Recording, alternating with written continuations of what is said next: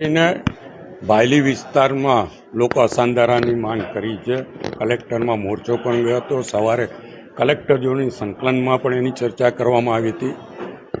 એના જે મકાનો આવાસો બની રહ્યા છે એના જે એપ્લિકેશનો છે એમાં વિધર્મીઓની એપ્લિકેશનો ખૂબ જ મોટા પ્રમાણમાં હોય. જો ડ્રો કરવામાં આવે તો ત્યાંના લોકો રહેતા હોય, લોકોને અન્યાય થાય એવી પરિસ્થિતિ છે. ત્યારે એનો ડ્રો મુલતવી રાખવા માટે મેં અત્યારે રજૂઆત કરી છે અને જરૂર પડે તો એ પ્લોટ પણ કેન્સલ કરો.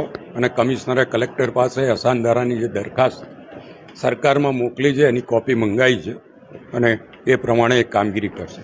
આ સિવાય કોઈ નવા કામોના સૂચન જે લિનિયર પાર્કમાં પીએમસી કન્સલ્ટન્ટ જે નિમવાની વાત છે એમાં 2 જણાની ઓફર આવી હતી. એમાં એક પાછળ છે તે ડિસ્કોલિફાય થાય છે એટલે એક જ રહે છે. મેં કીધું કે 5 વખત